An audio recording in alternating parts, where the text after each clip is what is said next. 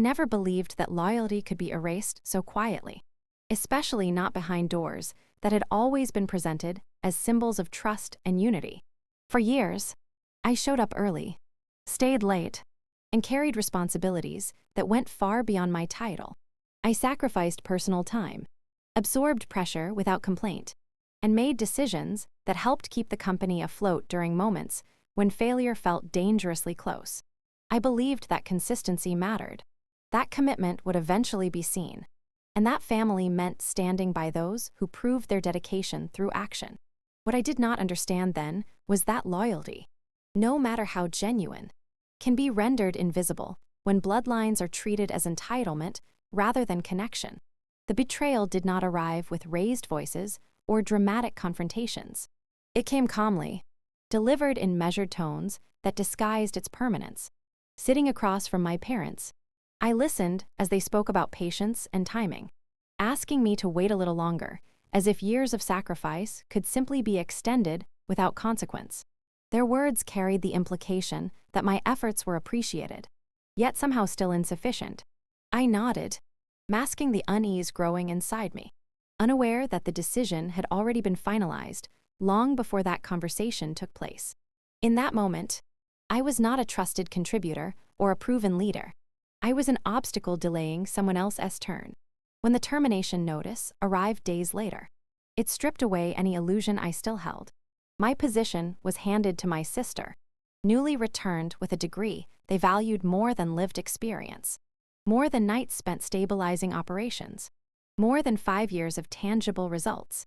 The replacement was not based on performance or understanding of the company's fragile systems, but on lineage and perception. Bloodlines had quietly replaced loyalty, and no explanation could soften that truth. The company I had helped protect now treated me as disposable, and the family I trusted justified it as fairness. What hurt most was not losing the job, but realizing how easily my contributions were dismissed. Decisions I had made under pressure, solutions I developed with limited resources, and relationships I built with employees was suddenly reframed as insignificant. My silence during that period was not weakness, but self-preservation. I understood that arguing would only deepen the wound and expose how deeply I had been betrayed by people who should have known me best. Leaving quietly was the only way to maintain what little dignity remained. Behind those closed doors, conversations had clearly taken place without me. My future had been discussed, evaluated, and rewritten without my presence or consent. The realization that trust was never mutual settled heavily in my chest. Loyalty, I learned, is often celebrated only when it serves those in power. The moment it challenges entitlement, it becomes inconvenient. I was expected to accept that dynamic without question, to step aside gracefully while the narrative shifted to favor someone else. The aftermath revealed how fragile that decision truly was. Messages from colleagues arrived, expressing disbelief and disappointment, confirming that the work I had done had not gone unnoticed by everyone. They had seen my effort. They had relied on my steadiness. Their reactions contrasted sharply with my parents' indifference, reinforcing the painful truth that recognition does not always come from where we expect it most. That betrayal forced me to confront a reality I had avoided for too long. Loyalty without respect is not virtue. It is self-erasure. I had mistaken endurance for belonging and sacrifice for security. The closed doors that shut me out also pushed me toward a clarity I might never have reached otherwise. Losing that position marked the end of a version of myself that believed love and trust could be earned through exhaustion. It was the moment I understood that bloodlines, when placed above integrity, can quietly dismantle everything loyalty tries to build. The realization that my contributions had been silenced did not arrive all at once. It unfolded gradually, in subtle shifts of tone, in decisions made without my input, and in conversations that ended before my perspective was invited. For years, my role within the family company had demanded resilience, adaptability, and a willingness to absorb pressure without recognition.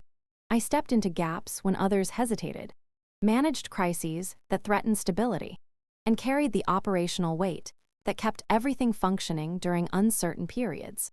Yet, as time passed, it became increasingly clear that the value of my work was acknowledged only when it remained invisible and unquestioned. The silence surrounding my contributions grew louder after the conversation, where I was asked to wait, to be patient, to trust a process that no longer included me. The reassurance I was offered felt rehearsed, as though my presence in that moment was merely procedural. Decisions that affected the core of the company had already been made, and my role had quietly shifted from trusted problem solver to temporary placeholder. I sensed that my insight was no longer sought because it complicated a narrative that favored someone else's arrival. The space I once occupied began shrinking, not because my abilities had diminished, but because they were no longer convenient. When the termination notice arrived, it confirmed what silence had been preparing me to accept. The formality of the message contrasted sharply with the years I had invested, reducing my effort to a line item easily replaced. There was no conversation about transition, no acknowledgment of institutional knowledge, no concern for continuity. My exit was designed to be efficient, not humane. The company I had defended during its most vulnerable moments now treated my departure as a minor adjustment rather than a significant loss. Leaving quietly was a conscious choice. I understood that expressing anger would only serve those who had already decided to erase my presence. I refused to provide a reaction that could be reframed as instability or resentment. Instead, I gathered my belongings, completed the final tasks assigned to me, and walked out without ceremony. That silence was not submission, but a boundary. It allowed me to leave with my integrity intact, even as the foundation I had helped strengthen began to shift without my support. The absence of acknowledgment followed me beyond the building. There were no public statements recognizing my work, no internal messages explaining the transition honestly. Instead, narratives began forming that minimized my role and exaggerated the readiness of my replacement. This erasure was perhaps the most painful part, as it attempted to rewrite history rather than confront the truth. Yet, messages from colleagues reached me quietly, expressing gratitude for the stability I had provided and concern about the direction the company was taking. Their words validated what leadership chose to ignore. Walking away from the family company forced me to confront the cost of staying silent for too long. I had accepted the erosion of my voice because I believed loyalty required endurance. In reality, silence had become a tool used against me, allowing others to speak on my behalf while excluding me from decisions that shaped my future. My quiet exit marked the end of that pattern. It was the moment I reclaimed my right to be heard, even if that meant choosing distance over familiarity. The experience reshaped my understanding of worth. Contributions lose their meaning when they are absorbed without respect, and silence becomes dangerous when it is mistaken for consent. Leaving without confrontation was not an act of defeat, but an assertion that my work deserved acknowledgment beyond family convenience. That quiet departure became the first step toward a life where my voice would no longer be optional, and my presence would never again be treated as expendable. The realization that my contributions had been silenced did not arrive all at once. It unfolded gradually, in subtle shifts of tone, in decisions made without my input, and in conversations that ended before my perspective was invited. For years, my role within the family company had demanded resilience, adaptability, and a willingness to absorb pressure without recognition. I stepped into gaps when others hesitated, managed crises that threatened stability, and carried the operational weight that kept everything functioning during uncertain periods. Yet, as time passed, it became increasingly clear that the value of my work was acknowledged only when it remained invisible and unquestioned. The silence surrounding my contributions grew louder after the conversation, where I was asked to wait, to be patient, to trust a process that no longer included me. The reassurance I was offered felt rehearsed, as though my presence in that moment was merely procedural. Decisions that affected the core of the company had already been made, and my role had quietly shifted from trusted problem solver to temporary placeholder. I sensed that my insight was no longer sought because it complicated a narrative that favored someone else's arrival. The space I once occupied began shrinking, not because my abilities had diminished, but because they were no longer convenient. When the termination notice arrived, it confirmed what silence had been preparing me to accept. The formality of the message contrasted sharply with the years I had invested, reducing my effort to a line item easily replaced. There was no conversation about transition, no acknowledgment of institutional knowledge, no concern for continuity. My exit was designed to be efficient, not humane. The company I had defended during its most vulnerable moments now treated my departure as a minor adjustment rather than a significant loss. Leaving quietly was a conscious choice. I understood that expressing anger would only serve those who had already decided to erase my presence. I refused to provide a reaction that could be reframed as instability or resentment. Instead, I gathered my belongings, completed the final tasks assigned to me, and walked out without ceremony. That silence was not submission, but a boundary. It allowed me to leave with my integrity intact, even as the foundation I had helped strengthen began to shift without my support. The absence of acknowledgment followed me beyond the building. There were no public statements recognizing my work, no internal messages explaining the transition honestly. Instead, narratives began forming that minimized my role and exaggerated the readiness of my replacement.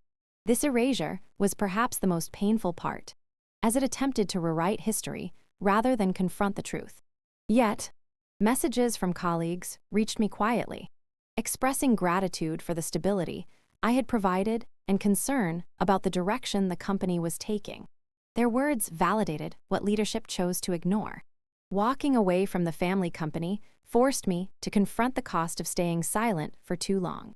I had accepted the erosion of my voice because I believed loyalty required endurance.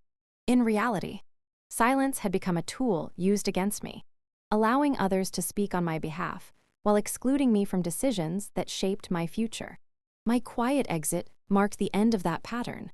It was the moment I reclaimed my right to be heard, even if that meant choosing distance over familiarity. The experience reshaped my understanding of worth. Contributions lose their meaning when they are absorbed without respect, and silence becomes dangerous when it is mistaken for consent. Leaving without confrontation was not an act of defeat, but an assertion that my work deserved acknowledgement beyond family convenience. That quiet departure became the first step toward a life where my voice would no longer be optional, and my presence would never again be treated as expendable. Starting over alone required me to confront a version of myself that had been shaped almost entirely by expectations I never consciously chose. For years, my identity had been intertwined with my family's approval, my value measured by how useful I was within their system. Walking away from that structure forced me into an unfamiliar silence where no one defined my worth for me. The absence was unsettling at first, because without constant evaluation or criticism, I had to face the question I had long avoided. Who was I without their validation? The early days of separation were heavy with uncertainty. Every decision, no matter how small, felt exposed without the reassurance of familiar authority. I no longer had a predetermined role or a set of obligations guiding my choices. Instead, I had open space filled with doubt and the lingering fear that independence might confirm the inadequacy I had been made to feel. Yet within that discomfort, there was also relief. For the first time, my failures and successes belonged solely to me, untethered from comparisons or expectations rooted in family hierarchy. Rebuilding my identity began with acknowledging how deeply approval had influenced my sense of self. I realized that many of my achievements had been pursued not because they aligned with my values, but because they promised acceptance. Removing that motivation felt like stripping away a protective layer, leaving me vulnerable but honest. I started redefining success in quieter terms, focusing on stability, integrity, and growth rather than recognition. This shift required patience, as unlearning dependence on external validation proved more challenging than I had anticipated. Living alone became both a test and a teacher. The solitude forced reflection, and in that reflection, I confronted patterns of self-doubt that had been reinforced over years of dismissal. I learned to sit with my thoughts without immediately correcting them to match someone else's expectations. Gradually, routines formed that supported my independence rather than draining it.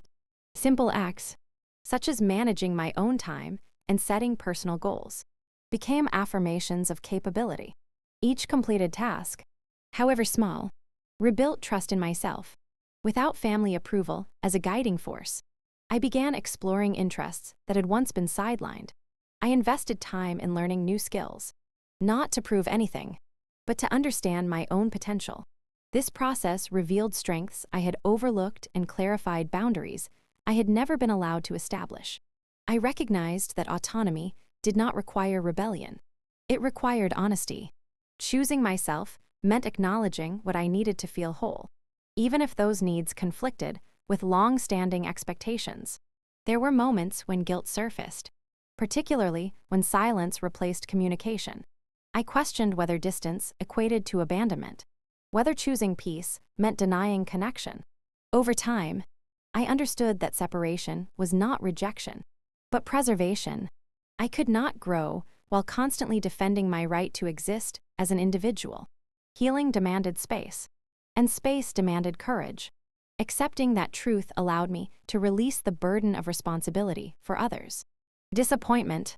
As my identity strengthened, I noticed a shift in how I carried myself. Confidence no longer came from external reassurance, but from consistency with my values. I learned to trust my judgment, even when uncertainty remained.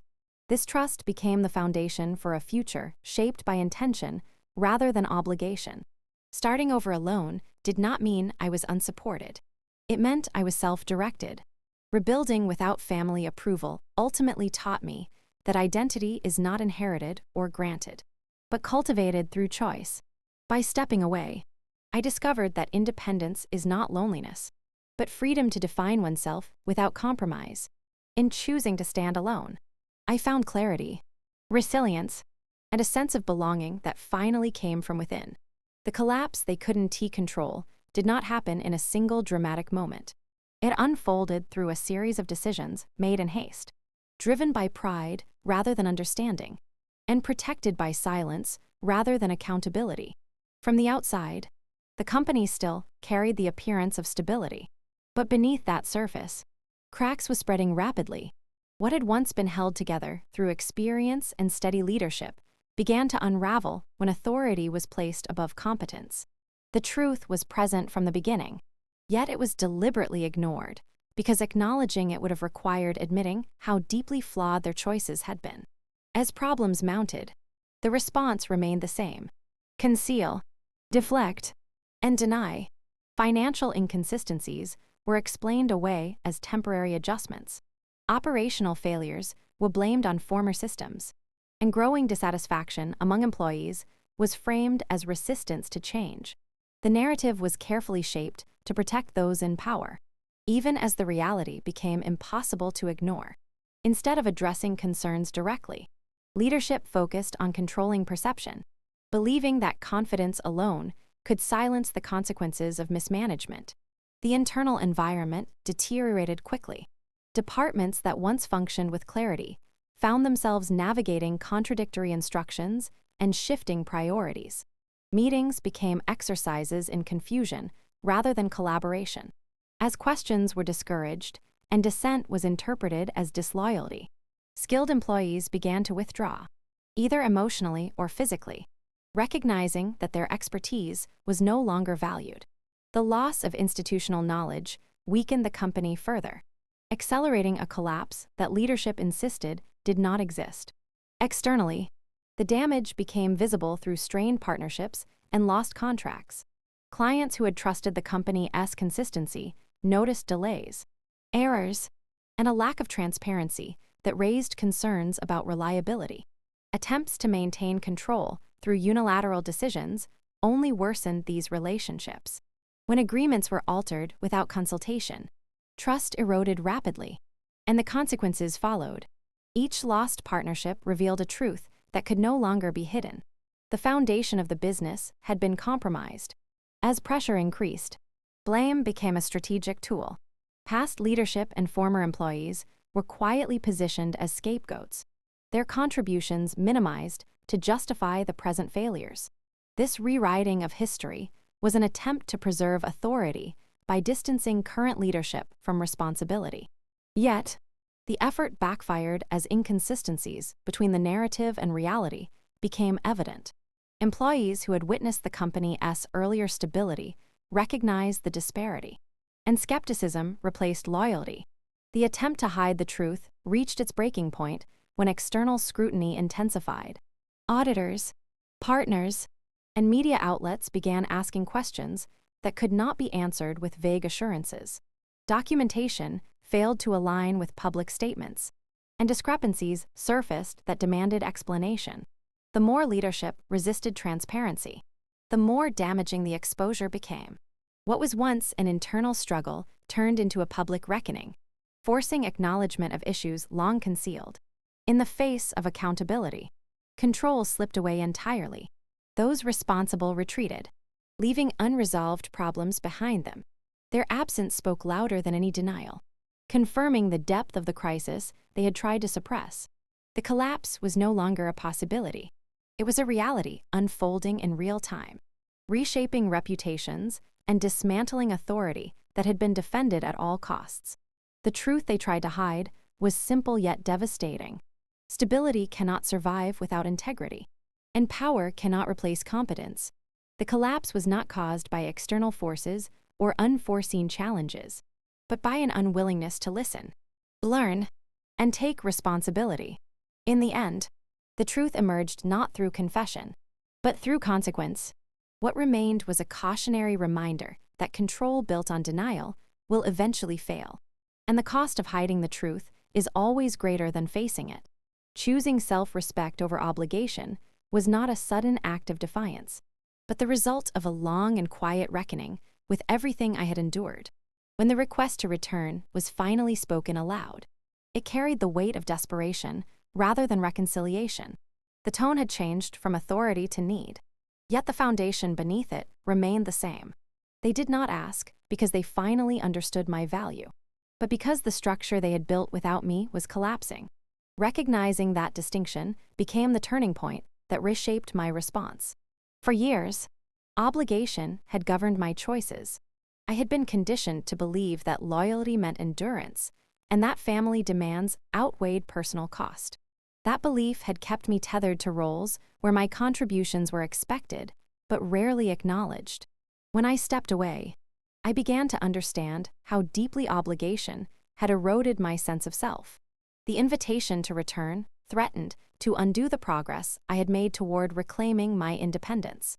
Accepting it would have meant re-entering a system that only valued me when it was convenient. Listening to their explanations, I heard familiar patterns. The past was softened, decisions were reframed, and accountability was carefully avoided. They spoke of necessity, of survival, of responsibility, but never of harm. Their words suggested urgency, yet lacked the humility required for genuine repair. I realized that returning under those conditions would demand the same sacrifices, the same silence, and the same dismissal that had pushed me away in the first place. The offer was not a new beginning, but a return to imbalance. Refusing to return required confronting guilt that had been ingrained over years of expectation. I questioned whether my absence would be interpreted as abandonment or cruelty.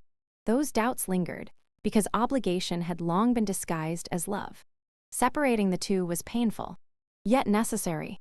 I had to accept that protecting my well-being did not make me disloyal. It made me honest.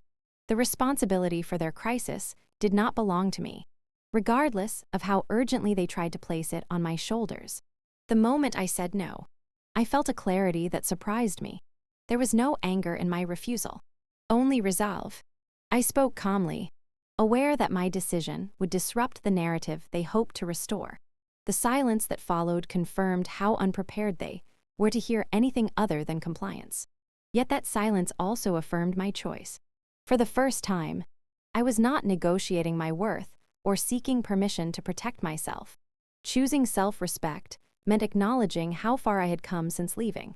I had rebuilt stability without their guidance, rediscovered confidence without their approval, and learned to trust my judgment without constant oversight. Returning would have required me to surrender that growth in exchange for conditional acceptance. I understood then that self-respect is not proven through sacrifice, but through boundaries. Refusing to return was an act of preservation, not rejection. Walking away from obligation allowed me to redefine responsibility on my own terms. I became responsible for my peace, my direction, and my future. The weight I released in that decision was immense. As though years of silent pressure finally lifted, I no longer carried the burden of fixing what I did not break. The choice to stay away affirmed that my life was no longer dictated by crisis or expectation. Refusing to return marked the end of a cycle that had demanded too much and given too little. It was the moment I chose to honor my experiences instead of erasing them for the comfort of others. In choosing self-respect, I reclaimed authority over my own life, and that decision became the clearest declaration that I was no longer willing to disappear for anyone else's survival. A life reclaimed is not built in a single moment of triumph. It grows gradually through countless decisions that prioritize self-worth, clarity, and intentionality over fear, obligation, or the shadows of past mistakes. After stepping away from the family company and the toxic cycle that had dictated my every move, I began to experience the quiet power of autonomy. The relief that came from no longer carrying responsibilities I had never chosen was profound. But the real work of rebuilding required deliberate effort. Peace and freedom were not handed to me, they were constructed from the fragments of a life that had once been defined by others. Expectations. At first, reclaiming life meant embracing routines that reinforced stability rather than survival. I found value in creating a space that belonged entirely to me, both physically and emotionally. Simple habits, waking with intention, structuring days around meaningful work, setting boundaries with those who had once dictated my choices became the foundation for something stronger. Each morning, I felt a sense of agency I had never fully experienced in the family company, a reassurance that my time, energy, and focus were finally mine to shape. The calmness I cultivated was not empty. It was a reflection of freedom earned through conscious decision-making and a refusal to let past obligations define my present. Success, when it came, felt profoundly different from the approval I had once sought, no longer tied to familial hierarchy or the approval of those who had once dismissed my contributions. Accomplishments were measured by impact, growth, and fulfillment rather than comparison or expectation. Every project I completed, every client I gained, and every milestone I reached reinforced the realization that my abilities were independent of anyone else's validation. The first significant contract I secured after months of preparation carried weight far beyond its financial value. It symbolized competence, acknowledged on its own terms, and confidence restored through action. Each subsequent achievement reinforced the sense that I could thrive without dependence on others. Perceptions that my value was inherent, not conditional. Peace came from learning to protect the boundaries I had fought to establish. I gradually stopped responding to emotional appeals that tried to draw me back into unresolved family dynamics. Silence became a tool for preservation rather than avoidance. Choosing when and how to engage or choosing not to engage at all allowed me to focus on growth rather than crisis management. It was through this deliberate detachment that I realized the depth of strength required to maintain freedom. It was not rebellion against my family, but a commitment to safeguarding the life I had worked to build. Freedom, the most elusive yet transformative part of reclaiming life, emerged as I embraced my right to define success, relationships, and purpose. I pursued opportunities that aligned with my skills and values, surrounded myself with mentors and colleagues who supported development rather than control, and invested in projects that challenged and inspired me. The independence I cultivated allowed me to operate without fear of judgment or obligation. Each day reinforced that my past did not limit the future. Instead, it served as a guide, reminding me of what I had overcome and what I was capable of achieving. Through this process, I learned that reclaiming life is as much about internal growth as external progress.